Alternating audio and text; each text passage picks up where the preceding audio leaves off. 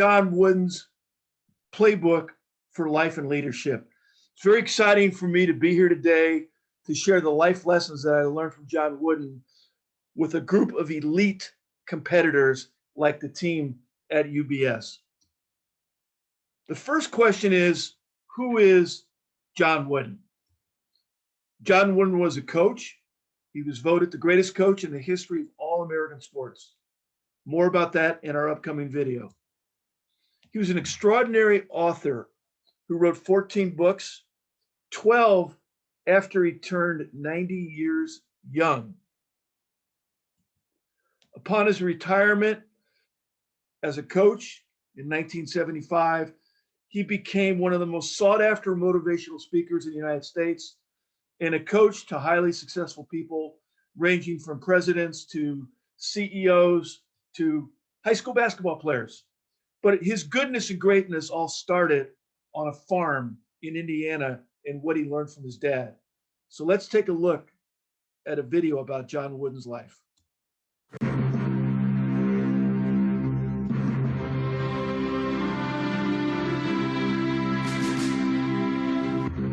For John Wooden, a farm boy from Indiana, life was about hard work, discipline, and learning lessons. But it was also about basketball. Young Johnny Wooden played the sport shooting into a hoop his father forged out of iron. He would go on to become a star player for Martinsville High School and three-time All-American for Purdue University, earning a spot in the Basketball Hall of Fame. Some might say Wooden's greatest chance came in 1932, when he was offered the opportunity to play professionally for the Boston Celtics. But John Wooden was on a different path. He decided to become a teacher. After coaching high school and college basketball in Indiana, in 1948 he accepted the challenge to coach the weakest team in the Pacific Conference, the UCLA Bruins. Under his leadership and through years of persistence, he would transform the Bruins into the most accomplished college team in history, with an undefeated 88-game winning streak, 10 NCAA championships in 12 years, and 885 victories with only 203 losses. Never before had any team achieved such victory, and never before had any one coach been so successful. John Wooden was the first person in history to be inducted into the Basketball Hall of Fame twice, first as a player and then as a coach. He was named Coach of the 20th Century by ESPN and awarded the Presidential Medal of Freedom, the highest level of honor the president can bestow on an American. But for John Wooden, success is not about medals or career wins. Success is about peace of mind, knowing you did your best to become the best that you are capable of becoming. As a coach, he never talked about winning and losing. Instead, he talked about character, being considerate of others, and personal preparation. Somehow, with all his victories and awards, John Wooden has never forgotten the life lessons he learned as a boy on the farm, and over the years has passed these lessons on to his players and other people preparing in life who have a chance to listen.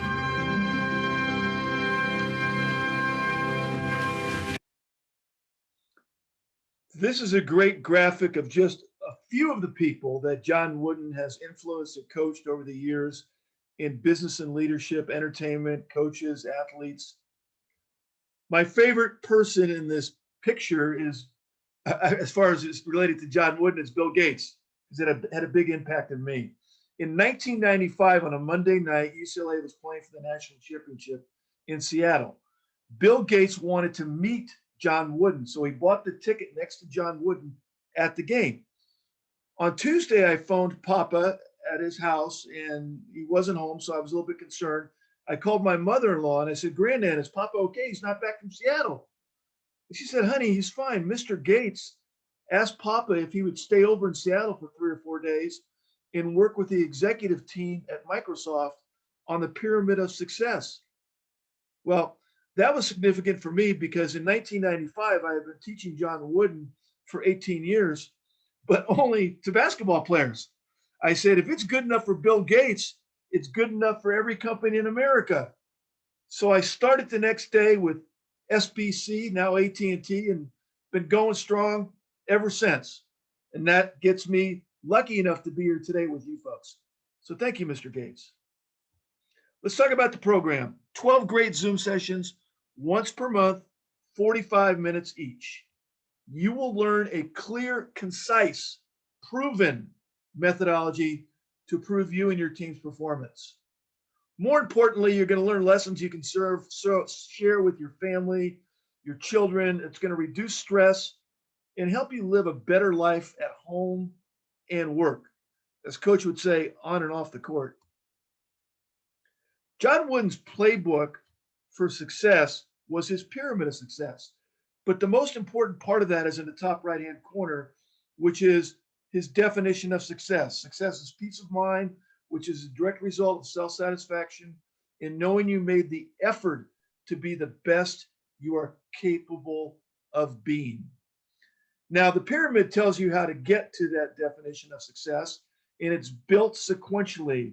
The most important part is the foundation. The two cornerstones are industriousness on the left-hand corner. You must work hard and plan well. Enthusiasm, you have to love what you're doing. Friendship, loyalty, and cooperation complete the foundation because they have to do with getting along well with others. You're not going to reach your potential unless you include others. Foundation in place, we will move on to self-control, which you must have at all times. Then you can take advantage, one to the right, of your alertness. Learning constantly, always improving, armed with alertness and self-control, now you're ready to take action, initiative. Never be afraid to make a mistake. Take action when action is needed.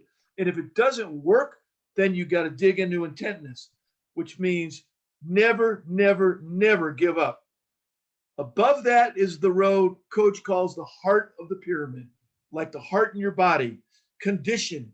You must be morally, mentally, and physically conditioned.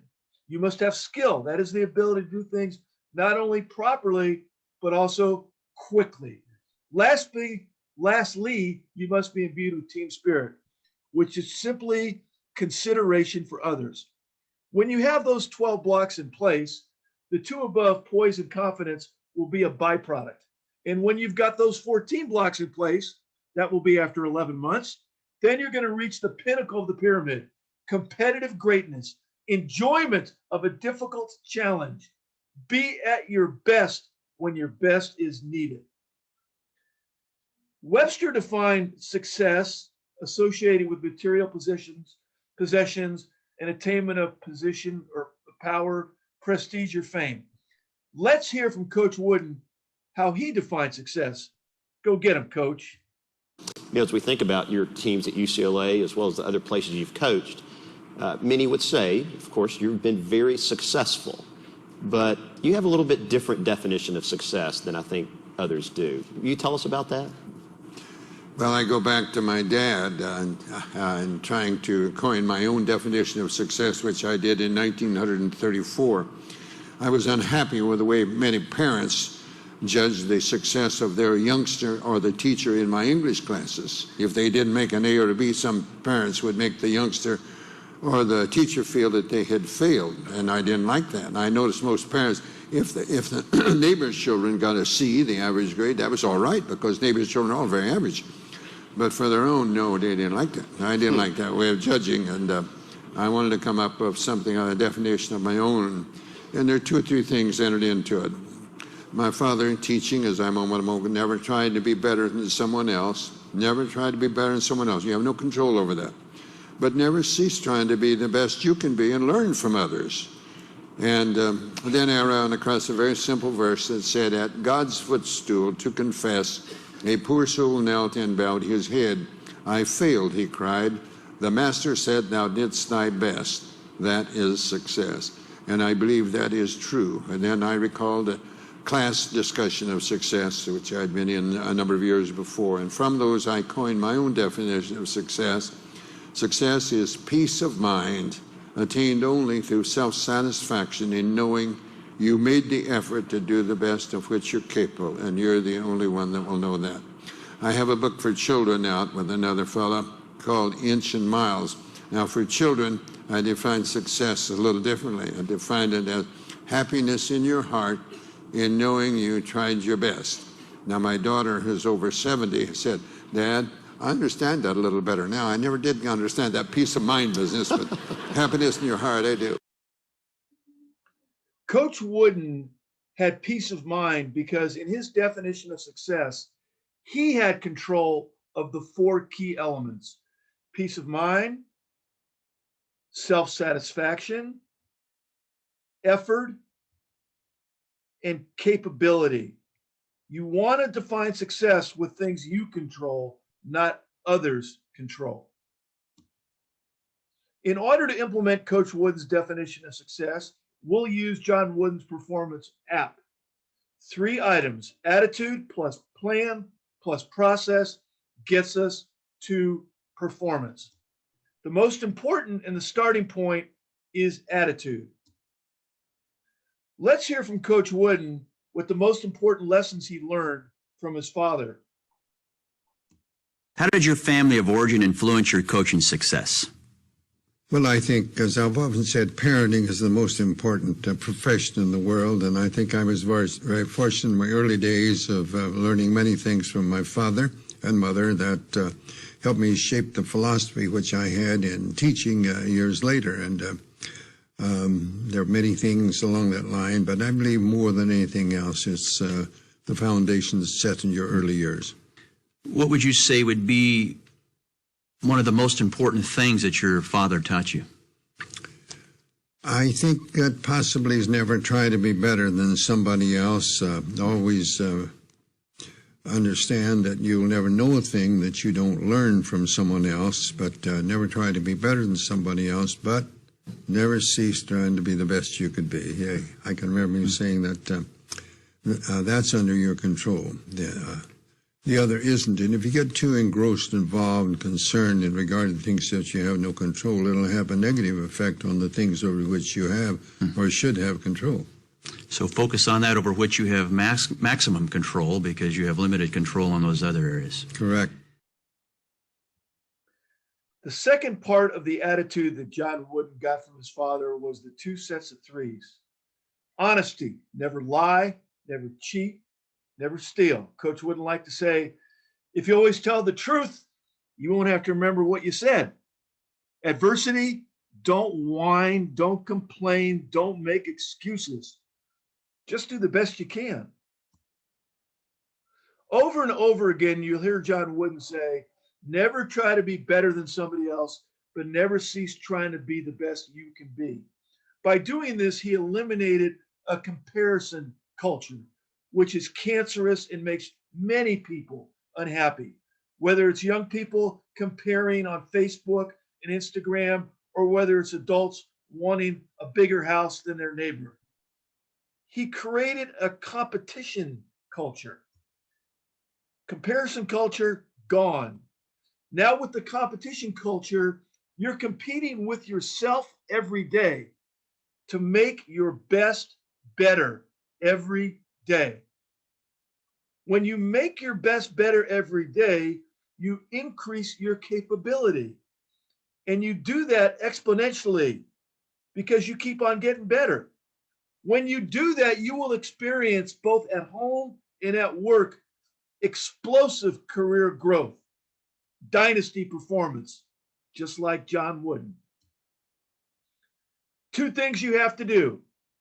Don't worry about things you can't control, because if you do, it's going to interfere with the things that you should have control over. We cannot control COVID. We cannot control the market. We cannot control the Fed. So let's not worry about it. That gets us down to the next bullet point, where now we are always trying to improve. We're always learning from others. And now great performance by the competition becomes a learning resource, not a distraction or an excuse. That being said, in a no whining culture, we want our team members to be able to provide us with honest feedback. Very simple. At the bottom, if you have something to say to somebody or about somebody, think if that will help them or hurt them. If it will help them, say it. If it will hurt them, don't. Explained simply, two salespeople at the water cooler complaining about their commission structure are in the red arrow down. On the other hand, if a salesperson does not like their commission structure and they go to their boss and they say, Bill, what can I do to earn more money? Now he's in the green, he or she is in the green arrow. So if you don't like somebody, then say it to somebody who can do something about it, not to a teammate. Next, we move on to plan. We'll dig in on this really big time in our next meeting.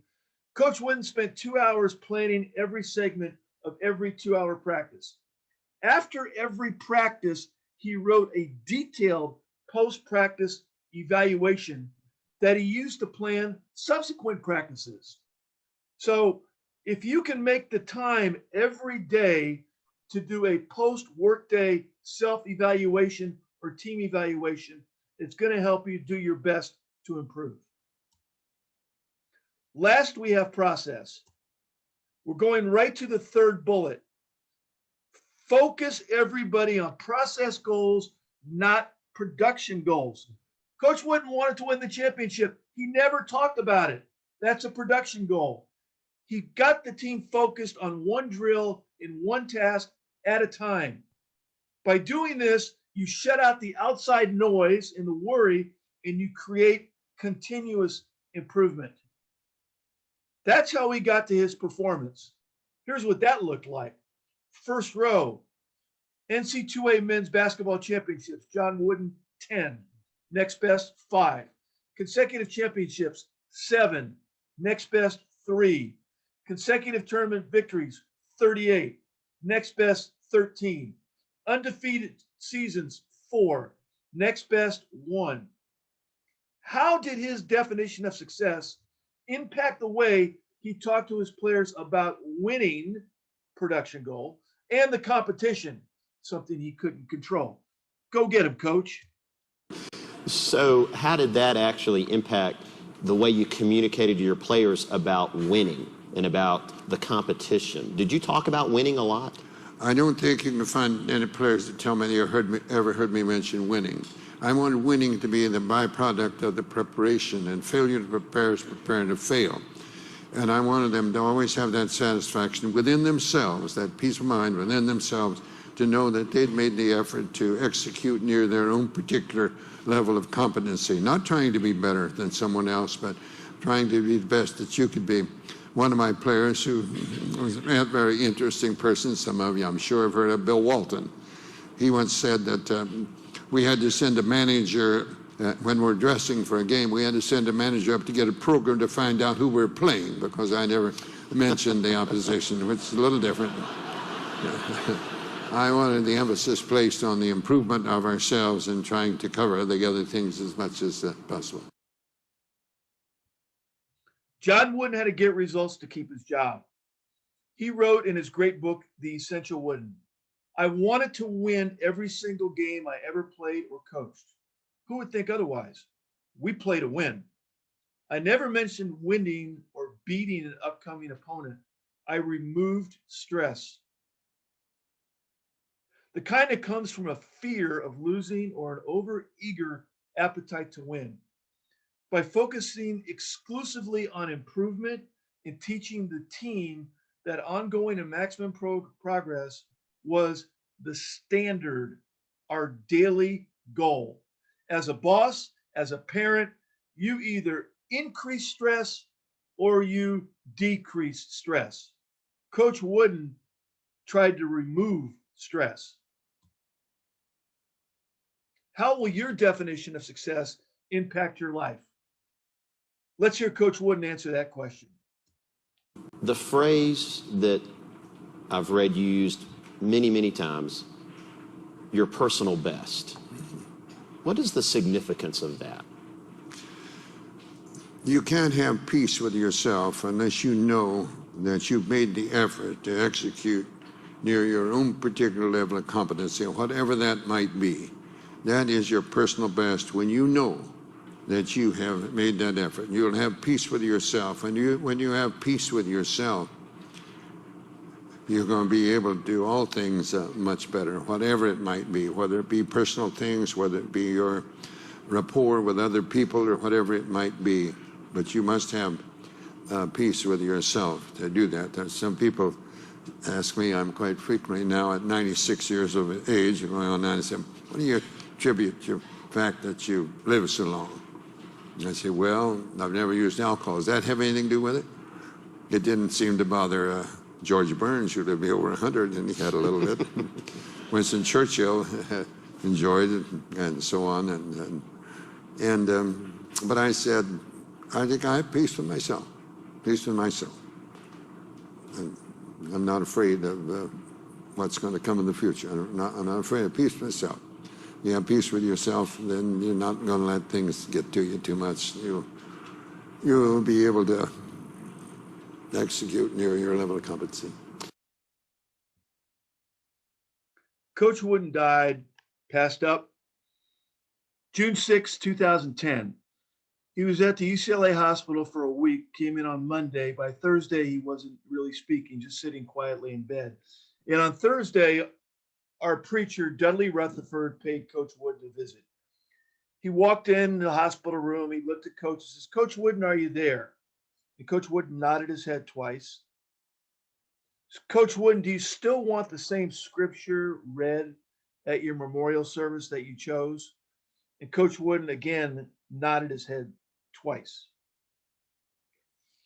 Dudley said, Coach, you picked out the two great commandments, loving your neighbor as yourself and loving God with all your heart and soul. Coach, are those two things that you've done in your life? Coach lifted his head, he opened his eyes, and with a sparkle, he looked at Dudley and he said, working on it.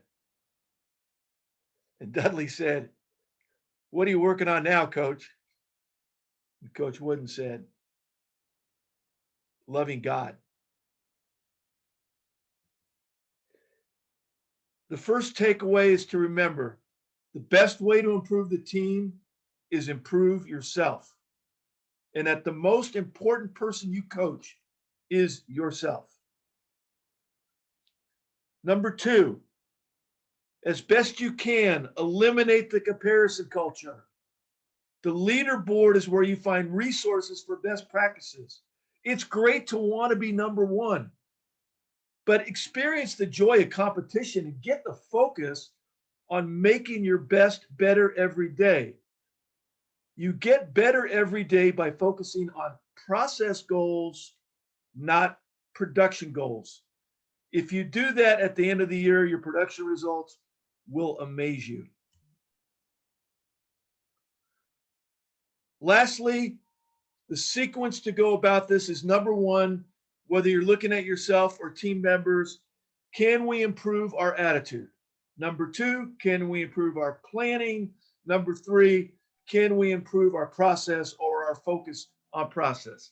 That's going to get us to performance. Now, if you're watching this, you're watching it from the cloud. So you're going to get you're probably the first one watching it if you answer this question right. And we're going to send another autographed John Wooden poster to the first person to email Maria with the correct answer to this question. I visited John Wooden at his condo one day, and I walked in and he said, honey, there's a box of pyramids over there in the corner. Could you bring them over here? And I did. They were beautiful. They were laminated. They looked exactly like these. He said, honey, you take these pyramids. I can't use them. I said, Papa, you sign pyramids every day and mail them out and you're buying them. You can use these. He says, Craig, I can't use the pyramids. You take them. So the question is, why couldn't John Wooden use these pyramids? Email Maria right now. We're going to give away another poster. thank you. And whatever you're doing, keep working on it. I'm going to go to Maria. Maria's going to tell us about your resources for this next month.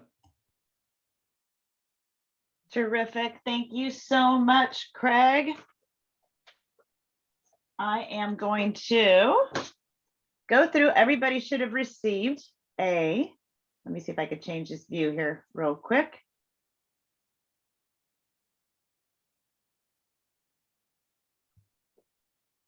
I think maybe you can see me now in the video. Hello. So everybody should have received a little card. It's hard to see with my virtual background here, but it's a little card that talks about the program and what you get over the 12 months. And we'll also email this out to everybody too. But after the end of every Zoom meeting every month, we will forward you out a soft copy, a PDF of a playbook that has team exercises and activities and reflections and just peeling the onion further on this topic. And that can be used. It's great material to use for your weekly team huddles or for your self-improvement as well. The second thing that you get is a subscription to Wooden's Wisdom, which is a weekly motivational and personal development program that's delivered to your inbox every Tuesday. And you have your choice of getting that motivational and personal development piece into your work email or your personal email. So all you need to do is email Craig at cimpleman@earthlink.net, and he will set you up for one or the other or both email addresses to receive that. And each of those emails includes a weekly lesson, a Coach Wooden video clip, as well as a sample or an actual poem, because Wooden just loved poetry. There's so much wisdom in poetry. He was a huge fan. And then lastly, a personal development exercise that can also be used for team exercises as well. So, and then third, access to Wooden's Wisdom Leadership Library. So when you go to woodenswisdom.com, on the far right side of the toolbar, you'll see what the leadership library, and the username is all caps UBS123, and then password is all caps again UBS123. And so inside there, you'll have access to over 400 different lessons from Wooden's Wisdom, which include not only Coach Wooden, but also 47 of the greatest coaches in sports history of all time here of the last century.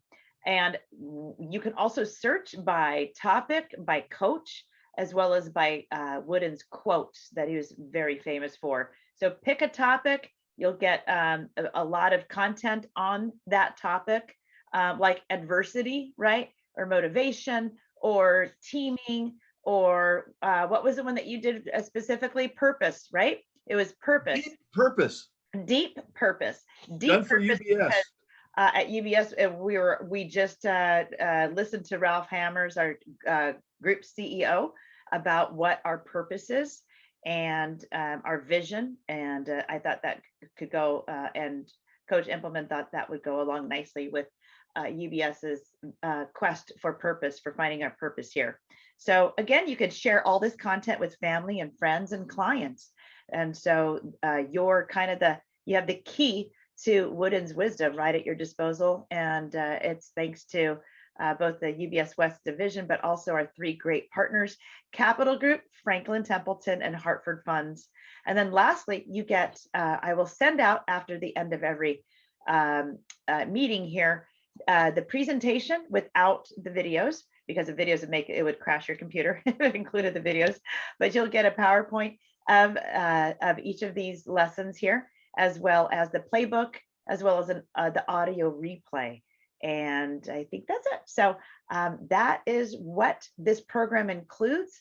And we hope that you found it helpful, and just look forward to more stories and more wisdom from Coach Impleman on his almost 40 years side by side with Coach Wooden. So I'll turn it back to you, Coach, to wrap it up and to maybe share with us what's next on the climb up the pyramid of success. Yeah, first of all, let me say thank you. There's my email address, my cell phone. You can email me, call me, any questions you want answered. So next we start on industriousness, which Coach Wooden defines as worthwhile results come from hard work and careful planning.